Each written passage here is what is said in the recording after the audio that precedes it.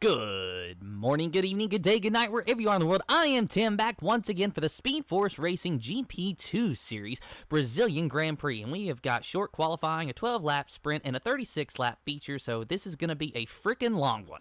I am with my co-commentator, who joins me from time to time this season, and we love to have him today, Tom. How are you doing? Very good, mate. Very good. How are you? Oh, I'm doing fine, ready to watch qualifying twice, and then the feature. But other than that, I am fine. It almost feels like we had a little bit of fireworks happening at this racetrack in the real world, though, this past weekend. But, I think we'll just sweep it all under the rug. But I am, of course, talking about Max Verstappen and Lewis Hamilton and all the drama. But you're not talking to me, Tom. Sorry, it was nuts. I wasn't concentrating for a second, but yeah, it was a nuts race. But yeah, it was. I would voice my opinion because it would probably cause quite the stir, but more importantly, I'm just happy that George Russell got his first win as a Formula One driver.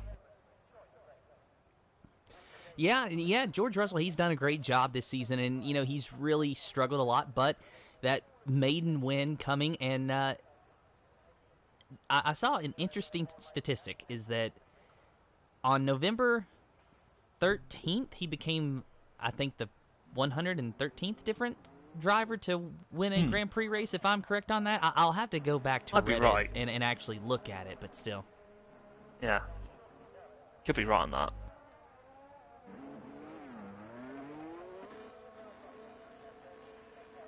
So we are getting some drivers out on track. Bear with me for just a second. I'm having a little bit of difficulties on my end. Not technical, just trying to get my ducks in a row, shall we say. But as we take a look at Bossy Gaming, one of the first drivers out to blink, we will give you the tire data and the lap data, which, of course, tires, they're going to be self-explanatory during the qualifying session. Just soft tires all around, but it's really when we get into that feature that you got to worry about your tire choice. But because we have a different rule this year than we did last year, that being that you don't have to start on the same tire that you qualified on, it really opens up the strategy book a little bit. And you see... Oh, it does? You kind of see drivers choosing the medium to hards most of the time because, well, now they can get away with qualifying on softs, starting on mediums, and turning these races into one stops. Yeah, you're dead on right at that, but I think soft tire has become, since the game came out, I think it's become the tire to avoid, unless it was like a very late safety car because of the lack of wear. But yeah, the strategy is it's such, as you say, it's so open. It's such a different ball game now. Yeah, and looking at the comments, PR Oliver, Tom's vocal, real British vocal beats USA vocal so easy. Well, we all love Tom, and I'm glad you love Tom, but if you don't like me, you don't have to watch, Oliver, so bye-bye. No, I mean, I'm serious. Like, if he doesn't like me, he doesn't have to watch. I'm not putting up with bullcrap today. And regardless, we're going to keep with it. So, Bossy Gaming, P7, of course, no time on the board just yet, as he has invalidated his lap. Gineji, out on a lap, a flying lap in purple in the first sector. So, Tom, tell me about Brazil, because, you have more experience in the car. Tell me about Brazil. Tell me about, what are you thinking of when you're in these qualifying sessions, this sprint race, this feature race, because it's a very short lap. And you've got two DRS zones that are going to be the optimal place to overtake, obviously. You're not going to find a lot more situations. So just overall, what is your strategy for the race? Plain and simple, I think in the past, you probably would have gotten away with the two-stop.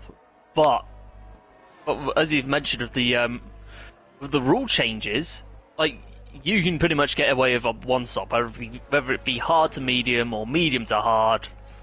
It doesn't matter. But as for the track itself, it's fast, flowing. And the one thing you have to be very mindful of is battery, because it could go all the way down the toilet if you're not careful. Yeah, that is true. As now we are starting to get some lap times. Engine Neji P1, a 108.103.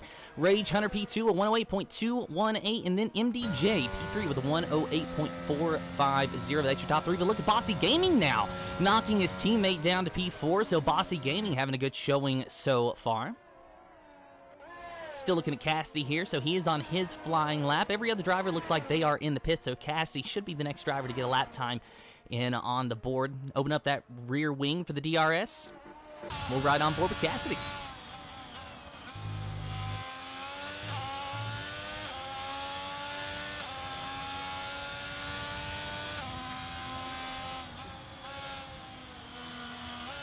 Good old Cassidy.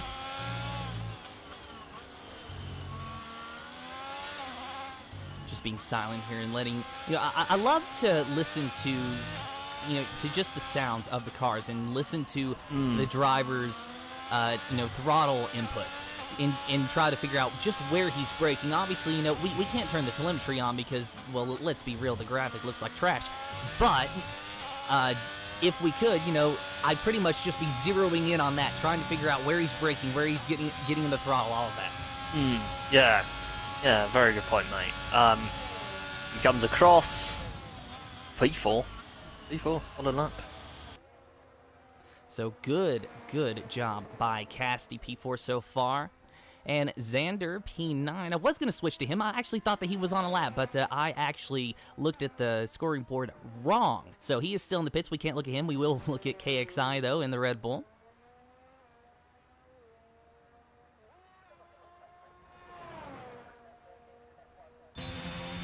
So KXI riding on board with him now. This will be his first flying lap. Now remember, this is short qualifying, then we've got a sprint race and a feature.